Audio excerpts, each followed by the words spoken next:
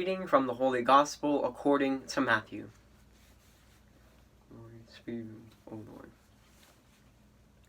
Jesus proposed another parable to the crowds, saying, "The kingdom of heaven may be likened to a man who sowed good seed in his field. While everyone was asleep, his enemy came and sowed weeds all through the wheat, and then went off. When the crop grew and bore fruit, the weeds appeared as well. The slaves of the householder came to him and said, 'Master, did you not sow good seeds in your field? Where have the weeds come from?' He answered, 'An enemy has done this.' His slaves said to him, 'Do you want us to go and pull them up?' He replied, 'No. If you pull up the weeds, you might uproot the wheat along with them. Let them grow together until harvest. Then at harvest time I will say to the harvesters, First collect the weeds and tie them in bundles for burning. But gather the wheat into my barn.'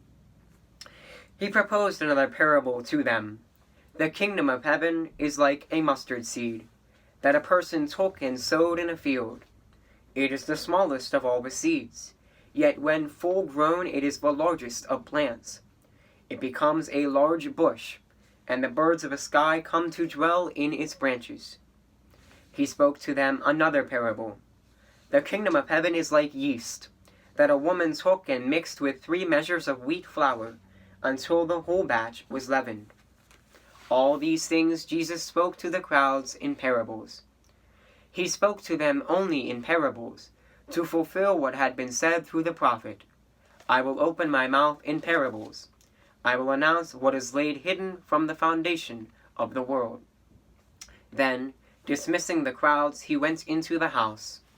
His disciples approached him and said, 'Explain to us the parable of the weeds in the field.' He said in reply, 'He who sows good seed is the Son of Man. The field is the world, the good seed the children of the kingdom. The weeds are the children of the evil one, and the enemy who sows them is the devil. The harvest is the end of the age, and the harvesters are angels. Just as weeds are collected and burned up with fire, so will it be at the end of the age. The Son of Man will send his angels, and they will collect out of his kingdom all who cause others to sin and are evildoers. They will throw them into the fiery furnace, where there will be a wailing and grinding of teeth. Then the righteous will shine like the sun in the kingdom of their Father. Whoever has ears ought to hear.'" The Gospel of the Lord. Praise to you, Lord Jesus Christ. This Sunday, this weekend's Gospel reading is an exact continuation of last Sunday's Gospel reading, and we are now in the middle week of 3 consecutive weeks of a long, very long Gospel narrative that's broken up into 3 sections, all coming out of the 13th chapter of Matthew, and all detailing some of the many parables that Jesus used to preach and to teach the crowds. Last Sunday, we had the beginning of a 13th chapter of Matthew, the parable of the seed and the sower. That entire text of the gospel came out of the 13th chapter of Matthew, verses 1 to 23 inclusive. And this Sunday's gospel reading picks up right where that left off, the 13th chapter of Matthew, verses 24 to 43 inclusive. All those verses contained in the gospel reading that we just heard. And then next weekend, we finish off these narratives, these 3 consecutive weeks of the gospel, continuing right after the other. Next weekend, we pick up with verse 44 of the 13th chapter of Matthew, all the way to verse 52. So we have 3 straight weeks covering verses 1 to 52 of the 13th chapter of Matthew, where we hear multiple parables that Jesus used to teach and to preach and to explain the kingdom of heaven. Where last week, like I mentioned, we heard the parable of the seed and the sower. This weekend we have 3 parables that Jesus tells us. We have the wheat and the weeds in the field. We have the parable of the mustard seed, and we have the parable of the woman who made yeast. And next weekend we have more parables, more parabolic speaking and preaching that Jesus uses, but I'm not going to spoil any of that. You have to come back or check out the readings for next weekend to figure out what the final couple parabolic speaking that Jesus uses in this 13th chapter of the Gospel of Matthew. Now I'm going to focus on the 3 parables that we heard again in today's Gospel reading. The woman mixing yeast and wheat, the wheat and the weeds, and the parable of the mustard seed. And I feel like of those 3 parables of all great importance, I feel like one of those parables can speak very pertinently, very profoundly to us today, given our current situation, given our current circumstances. I feel like there's one of these 3 parables that speak the most clearly to us, given our times right now. And as much as I would like to spend time on all 3 of these parables, clearly we don't want to stay too long. And I don't want to bore you talking excessively. So I want to kind of narrow in and really check out one of the 3 parables that Jesus uses and utilizes in today's Gospel reading. And that just so happens to be the parable of the mustard seed, the middle parable of the 3 that Jesus talks about. And just a quick refresher, it's the simplest, it's the shortest, I believe, of the 3 parables Jesus tells us in today's Gospel reading. Let's just read that little paragraph again, just to refresh ourselves on what the parable of the mustard seed says. He prepared another parable to them. The kingdom of heaven is like a mustard seed that a person took and sowed in a field. It is the smallest of all the seeds. Yet when full grown, it is the largest of plants. It becomes a large bush, and the birds of the sky come and dwell in its branches. You know, I feel like the parable of the mustard seed can be related to a variety of circumstances, a variety of examples of stories. Where if you can imagine skipping or throwing a rock or something into a pond or a lake, and what happens? Ripples are created. You have the initial point of contact with the water, where you plunge something into the water or where you skip a rock, and then coming little by little, bigger by bigger, there's ripples that form around that small point of contact and that point of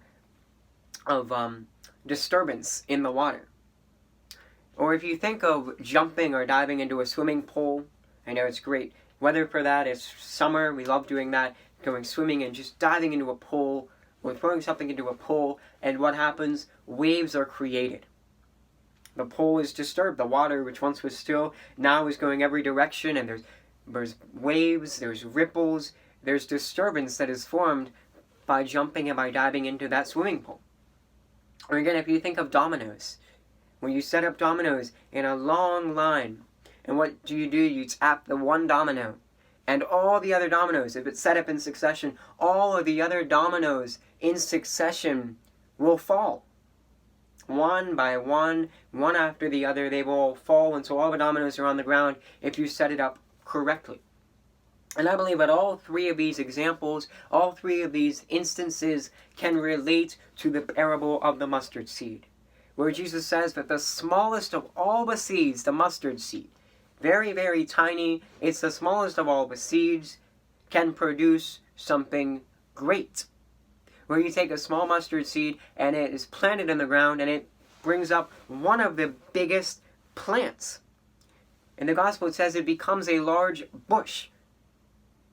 Where the mustard seed, the smallest of all seeds, can create something big, something magnificent, something beautiful, and something extraordinary, giving the size of the initial point of contact, the initial domino, the initial ripple effect. You know, in our own lives, we have the same choices.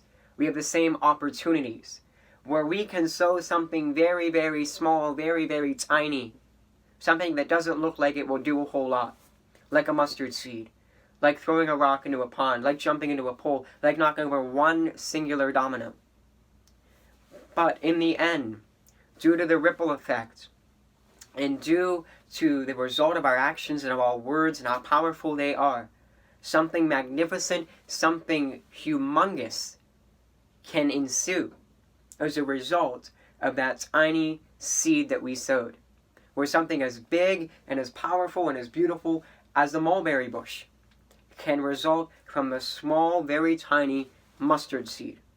where an entire pool of disturbance of waves and of uneasy waters can result from jumping into a pool, where an entire domino effect can result from knocking over one domino, and an entire ripple effect where all the ripples get bigger and bigger and further away from the source can result from throwing one rock into a pond or a lake. The same is true with our own lives. We are given these opportunities, we are given these mustard seeds, we're given these rocks, we're given this one domino where we can use for our advantage, where we can sow good seeds, goodness, kindness, generosity. If we sow those seeds, what is the ripple effect? What is the domino effect? What is the mustard seed effect? What is the big end picture of sowing kindness, of sowing generosity, and of sowing patience and prudence? Well, it's a happy world. It's a happy community. It's a happy household where if you are going to give someone a smile or a wave or hello, or you're going to take the time to talk with someone, or if you're going to take the time to be optimistic and see the glass is half full as opposed to half empty, you're going to create a whole world of optimistic people, of happy people, of cheerful people, of happy greetings and of smiles and of happiness and kindness and generosity and love. But we have another opportunity, we have another choice we can make as well. Where if we decide to sow seeds of nastiness, of cruelty, of insecurity, of racism, of bigotry, of lies, if we sow seeds of corruption and pessimism, then what's going to happen? What is the harvest? What is the big end picture? What's the big mulberry tree going to look like? Well, it's going to look like a nasty world, where what we see, what we sow, what we put in, we get out 100-fold. As we know from these examples, where one little domino, and it's nasty, creates a whole line, a whole string of nastiness and of cruelty and of pessimism. Where if we throw in a rock of nastiness, if we throw in a rock of racism, then the whole ripple effect is going to touch so many people and so many instances and so many circumstances that the entire pool is going to be filled with racism, with nastiness. You see, it's very simple, and I think the message of the mustard seed is very simple. We're given choices in life. Whenever someone pulls in front of you, or cuts you off, or cuts in front of you when you're driving, we have choices. We can smile and let them go, or we can use inappropriate and profane languages and gestures and words. And then what are they going to do? They're going to retaliate, possibly, with whatever you give them, whether it be good or bad. And they might go and act the same way to the next car, which will create the next driver to do that to the next driver they see. What do you want the initial domino? What do you want the initial mustard seed to be? Do you want it to be a smile and a wave and it's okay, you might be having a bad day, you might not have seen me there, just go ahead, keep driving? A nice happy way? Or are you going to use inappropriate gestures and language, which will in turn turn their mood sour, their day is going to turn upside down, and they're going to do the same to the next driver that they see, because their day is now ruined, and they are in a bad mood. Whenever we see someone who needs help, do we stop and help them? Not in hopes of money or praise or thank yous, but just out of the kindness of our heart, because we want to sow that mustard seed. We want to start that domino effect. We want to start that ripple effect and have them help another person and help another person and have a good day and be cheerful and smile and enjoy life and pass that joy, that optimism on to other people. You see, it's quite simple, I believe, the parable of the mustard seed, where we reap what we sow. And if we can either sow the mustard seed of kindness, of compassion, of mercy, of love, of forgiveness, of peace, or we can sow the mustard seed of corruption, of wickedness, of evil, of envy, of greed, of pessimism, of insecurity, of racism, of nastiness, of cruelty. We can sow either seed. And what we will notice is that there will be a ripple effect. There will be a domino effect, similar to knocking over one domino. similar to jumping into a pool of water, similar to throwing a rock or skipping a rock into a lake or a pond. And we will see and experience the fruit of our harvest, where our small mustard seed of kindness or of cruelty that we sow will reap something big and marvelous and extraordinary. Whether it be good or bad, based on whatever we put in, the ripple effect will be magnificent, just like the mustard seed yields a huge mulberry bush.